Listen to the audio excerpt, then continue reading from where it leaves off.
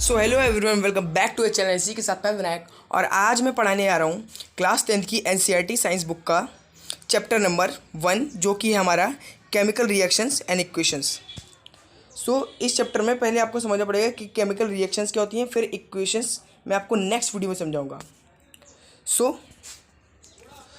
Chemical reactions क्या होती हैं, आपको पहले ये समझना पड़ेगा। केमिकल रिएक्शंस हमारी होती हैं the process in which new substance are performed with new properties are formed. मतलब कि एक प्रोसेस इन विच, मतलब कि एक प्रोसेस में हमारा नया सब्सटेंस बना है, वो भी नए प्रॉपर्टीज़ के साथ, उसको हम केमिकल रिएक्शन कहते हैं। अब केमिकल रिएक्शन बहुत टाइप के होते हैं। मैं एग्जांपल के तौर पे आपको एक समझाता हूँ। जैसे कि जब हम मैग्नीशियम रिबन को हीट करते हैं, when a magnesium ribbon is heated, it burns in air with dazzling white flame to form a white powder called magnesium oxide। मतलब कि जब वो बर्न होती है मैग्नीशियम रिबन, मतलब हीट करी तो बर्न तो एज इट इज सी बात होगी, तो वो डेजलिंग वाइट फ्लेम छोड़ती है, डेजलिंग वाइट फ्लेम छोड़ती है, और जिसके कारण एक वाइट पाउडर फॉर्म होता है जिसको हम मैग्नीशियम ऑक्साइड कहते हैं। अब जैसा कि आप देख पा रहे होंगे, मैंने एक फॉर्मेशन को, इसको क्या कहते हैं, वर्ड इक्वेशन में भी लिखा है, जिसमें 2Mg और O2 हमारे क्या हुआ है, रिएक्टेंट हैं, और 2MgO हमारे प्रोडक्ट हैं। अब 2MgO कैसे, जैसे कि 2Mg हमारा क्या है, रिबन। मैंने आपको बताया मैग्नीशियम रिबन, वो हमारा 2Mg है। और जो वाइट पाउडर, जो मैंने आपको बताया to form a white powder called magnesium ribbon, वो हमारे 2MgO मतलब 2 मैग्नीशियम ऑक्साइड। सो अब चलते हैं नेक्स्ट पेज पर। अब मैं आपको बताने जा रहा हूँ characteristics of chemical reaction. So characteristics of chemical reaction, इसमें हमारे 4 पार्ट्स हैं: change in state, change in colour, evolution of gas and change in temperature. So इस वीडियो में मैं इन चारों को क्या कहते हैं कवर करूँगा। नेक्स्ट वीडियो में नेक्स्ट पार्ट शो करूँगा। सो पहले कर लेते हैं चेंज इन स्टेट को। अब चेंज इन स्टेट में आप ये तो समझ रहे हो कि हमारे चेंज इन स्टेट का मतलब कि हमारा स्टेट किसी भी क्या कहते हैं प्रोडक्ट या फिर रिएक्टेंट का चेंज हो जाएगा। लेकिन एग्जाम में कैसे लिखते हैं, बच्चे ज़्यादातर इसमें कंफ्यूज होते हैं। सो मैं आपको समझाता हूँ। जैसे कि when wax is burned then water and carbon dioxide are formed. जब वैक्स को हम बर्न करते हैं तो हमारी कार्बन डाइऑक्साइड और क्या कहते हैं वाटर फॉर्म होता है। जैसे कि आप देख सकते हैं, यहाँ पे हमारा वाटर फॉर्म हुआ है, यहाँ पे हमारा वाटर फॉर्म हुआ है, और यहाँ पे हमारी क्या कहते हैं कार्बन डाइऑक्साइड इसमें से चली गई है। During the combustion reaction, combustion reaction में जो हमारी वैक्स होती है, इसमें सिर्फ हमारा लिक्विड बचता है, और जो क्या कहते हैं वो हमारे जो क्या कहते हैं कार्बन डाइऑक्साइड होती है वो उड़ जाती है, वो हमारी उड़ जाती है, जिसमें कारण state changes from solid liquid gas. मतलब पहले solid to liquid and gas, मतलब पहले सॉलिड था, गैस में भी गया और लिक्विड में भी गया। सो अब चलते हैं चेंज इन कलर पे। चेंज इन कलर मतलब कि रंग चेंज होना, चेंज इन कलर। आप इसके द्वारा ये तो समझ होंगे सुनने के द्वारा कि इसमें कलर चेंज हो जाएगा, लेकिन होना क्या है इसमें ये मैं बताता हूँ, ताकि आप एग्जाम में आराम से लिख सकें। होगा क्या, when a piece of iron metal is placed in copper sulphate solution.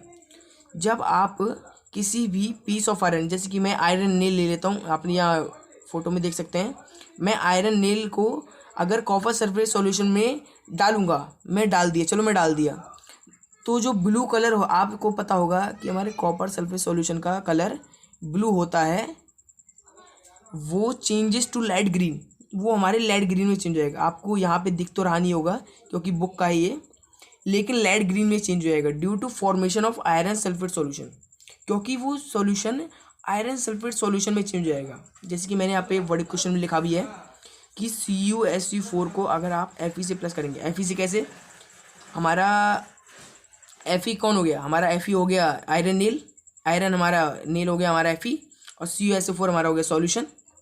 हमने इसको उठा के कॉपर सल्फेट सॉल्यूशन में डाला, ये दोनों जुड़े, रिएक्शन हुआ, इसके कारण हमारा हाईली रिएक्टिव एलिमेंट कौन सा होता है कॉपर और आयरन में, हमारा होता है आयरन, जिसके कारण FeSO4 हमारा नया फॉर्मूला क्या कहते हैं सॉल्यूशन बना, जो जिसका कलर होता है लाइट ग्रीन, और जो कॉपर होगा वो हमारा अलग हो जाएगा। सो यही था हमारा चेंज इन कलर। अब चलते हैं एवोल्यूशन ऑफ गैस पे। सो एवोल्यूशन गैस बहुत सारे बच्चे नहीं समझ पाएंगे इसके नाम से, क्योंकि थोड़ा टफ है। सो मैं समझाया तो क्या है ये। When zinc granules react with dilute sulphuric acid then bubbles of hydrogen gas are produced। जब जिंक ग्रैनुलस मतलब जिंक के थोड़े छोटे छोटे टुकड़े जब रिएक्ट करते हैं dilute सल्फ्यूरिक एसिड, ये हमारा क्या है, ये हमारा dilute सल्फ्यूरिक एसिड है। जब रिएक्ट करते हैं, ये हमारा dilute सल्फ्यूरिक एसिड है, ये हमारी जिंक है, के संग जब रिएक्ट करते हैं तो कुछ बबल से, ये देखिए आप यहाँ काले काले काले काले बहुत सारे बबल आ रहे होंगे, हाइड्रोजन गैस के फॉर्म होते हैं। तो ये फॉर्म क्यों होते हैं, क्योंकि हमारी जो गैस होती है वो इवोल्यूट होती है, मतलब इवोल्यूशन होता है उसमें। जैसे कि आप देख सकते हैं, मैंने जिंक के संग H2SO4 मतलब हाइड्रोजन सल्फेट को, मतलब dilute सल्फ्यूरिक एसिड को, जब मैंने दोनों को कंबाइन किया तो हमारे यहाँ पे हाईली रिएक्टिव एलिमेंट कौन सा होता है हाइड्रोजन में, और क्या कहते हैं जिंक में, हमारा होता है जिंक। तो उन्होंने अपनी जगह चेंज करी और H2 हमारा अलग हो गया, वो हमारा उड़ के ऐसे चला गया, हाइड्रोजन हमारा उड़ गया और हमारा बचा क्या, जिंक सल्फेट सॉल्यूशन। सो अब चलते हैं नेक्स्ट, जो है कि हमारा change in temperature. So change in temperature में आप समझ होंगे कि टेम्परेचर चेंज हो जाता है, आप सही समझ रहे हैं, होता क्या है, लेकिन रिएक्टेंट भी चेंज हो जाता है, हमारा प्रोडक्ट जो होता है वो चेंज हो जाता है, क्योंकि टेम्परेचर चेंज बहुत कुछ कर देता है। सो होगा क्या, एग्जाम्पल के तौर पर मैं समझाता हूँ। When quick lime react with water, quick lime जब हमारे वाटर के संग रिएक्ट करता है, the slaked lime is formed. हमारा क्विक लाइम से वो किस में चेंज हो जाता है, स्लेक्ड लाइम में। मतलब कि क्विक लाइम हमारा होता है कैल्शियम ऑक्साइड, हमारा हो गया कैल्शियम ऑक्साइड, और ये हमारा हाइड्रोजन, कैल्शियम ऑक्साइड हमारा सॉलिड है, और हाइड्रोजन ऑक्साइड मतलब वाटर H2O, वाटर के संग जब उसने रिएक्ट किया, वाटर और हमारे क्या कहते हैं क्विक लाइम जब रिएक्ट किए, तो हमें यहाँ पे स्लेक्ड लाइम मिला दोनों के, और जबकि और उसमें क्या हुआ, हीट प्रोड्यूस हुई, क्योंकि और जबकि मैं बात कर रहा हूँ चेंज इन टेम्परेचर की, तो हीट तो एज इट इज सी बात है, प्रोड्यूस तो होनी है, क्योंकि हम चेंज इन टेम्परेचर की बात कर रहे हैं। सो यहाँ पे हमारा स्लेक्ड लाइम हुआ।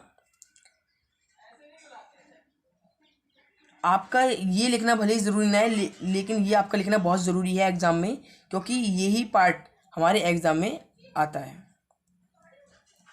सो मैं यहाँ पे आपको ज़रा इसकी इमेज के द्वारा भी समझा देता हूँ। इसमें मैंने एक बीकर लिया है जिसमें वाटर है और कुछ कैल्शियम ऑक्साइड के छोटे छोटे छोटे छोटे छोटे पार्ट्स हैं।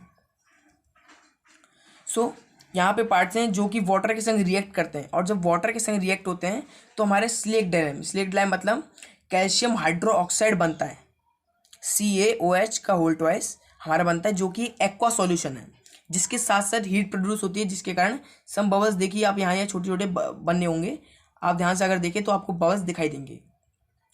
सो यही था हमारे इस बार इसका, सो यही था हमारा साइंस का वीडियो। अब मिलेंगे नेक्स्ट वीडियो के साथ, नेक्स्ट पॉइंट के साथ। सो अब मिलेंगे नेक्स्ट वीडियो में, बाय बाय।